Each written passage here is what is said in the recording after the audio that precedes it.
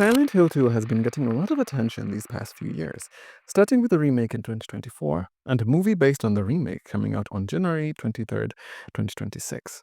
A lot can be said about Silent Hill 2, including how a lot of Silent Hill 2 fans like to be different by saying that, oh, it's not that bad, you should give it a try, like it's some sort of hot take. This is kind of like saying, hey, Billie Eilish is actually really, really good and you should hear her sometime just after she releases Bad Guy. So, with that in mind, let's talk about Silent Hill F.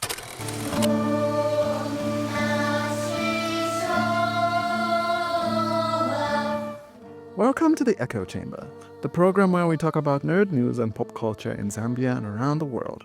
Silent Hill is a horror game, but not like Five Nights at Freddy or Slender Man, which rely mostly on jump scares.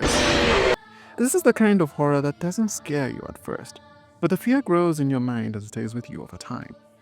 This is psychological horror, the same genre where films like Black Swan and Skinamarink belong. And in that respect, Silent Hill has a lot of hidden layers within it. Layers that will not be immediately clear if you play the game without context.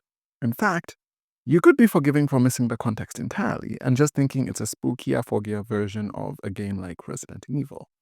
So here's the context, plain as daylight, before we get into the deeper analysis. Spoilers ahead, so tread carefully. Shimizu Hinako is a 16-year-old girl who has been sold by her parents to a wealthy family as a solution to her father's debt. Bear in mind, this is 1960s Japan. I'm not saying that it was okay, but what I am saying is this was 1960s Japan, and at the time, marriage was seen as the most a woman could achieve in life, and the purpose of every girl. But Hinako was not hearing any of that. Hinako grew up watching the terrible treatment that her mother received, and seeing similar fates before so many women around her, she came to see marriage as a trap. She grew to hate every member of her family, her father for being an abuser, her mother for enabling it, and her sister for leaving and continuing the same traditions. It's never stated whether her older sister Junko's marriage was healthy or not, even by the standards of the time. But that doesn't matter to Hinako. To her, Junko has lost her identity, and she can see this symbolically. Junko's face is never visible in the first half of the story, and in the second half, she is literally masked. As the story progresses, you discover that Hinako's psyche has been split in two. The Hinako we know who does not want to marry, and Shimizu Hinako, who has accepted her fate and wants to marry. Then they're the two deities that rule over each extreme. The Kitsune is a multi-tailed fox that influences Shimizu Hinako toward marriage, while a celluloid doll influences Hinako to rebel completely against marriage and refuse to change. This brings us to a brand new layer of this lore onion, mythology and folktales. You see, foxes all over the world are seen as tricksters, which is much like hares and rabbits in Zambian folktales.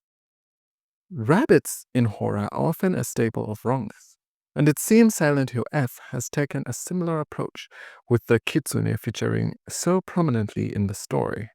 Why, though? Rabbits and foxes are so cute.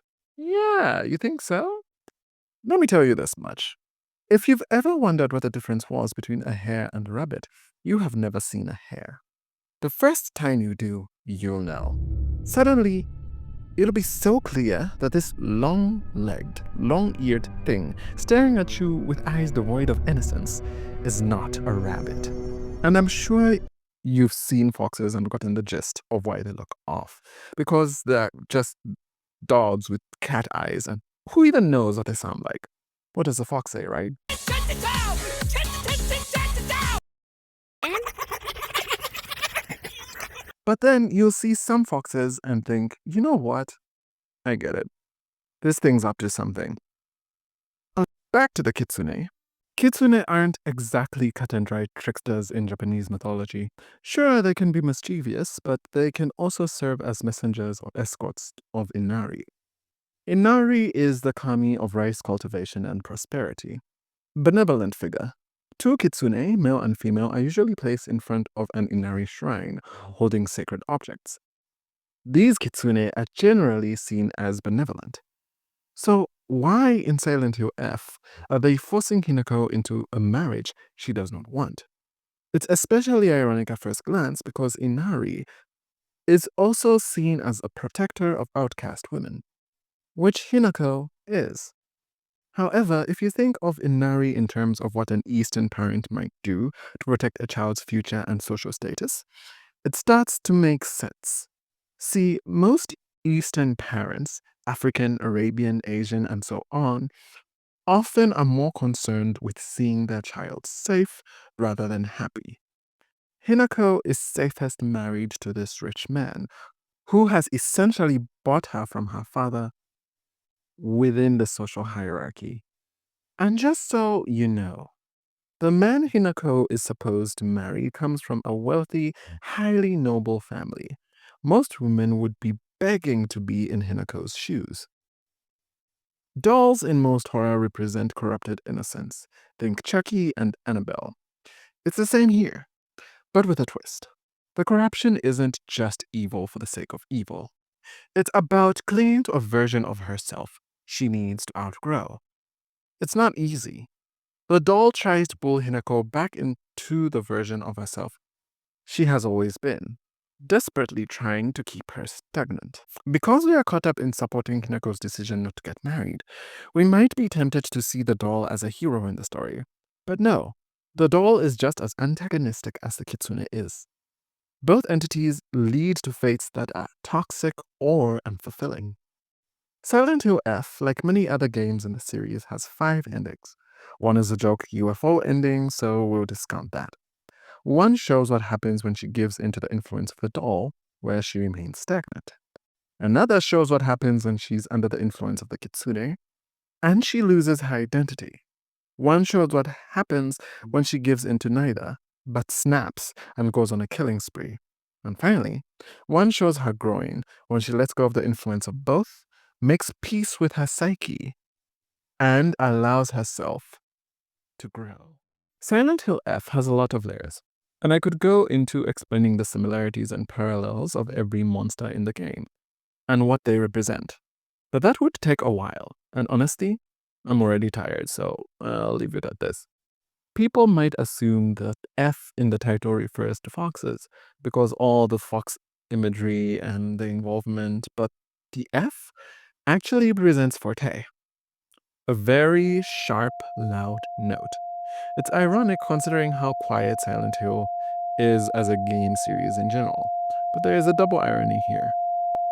The game is quiet on the outside, yet Hinako hears whispers, takes on pressure, and deals with her own mind breaking.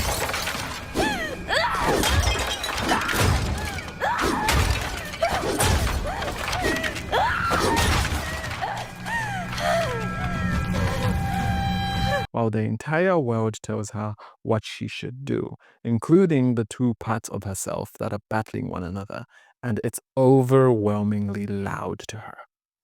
Here's to hoping I haven't ruined the game for you, and that you might actually get an enhanced experience as you pick up all the details that I've explored. If you'd like to hear more about Silent Hill F, or if you want to actually explore and analyze Silent Hill 2 too, leave it in the comments below. As always, this has been the Echo Chamber, signing out. Sakugo, Rinko, and Sho. You even took my parents.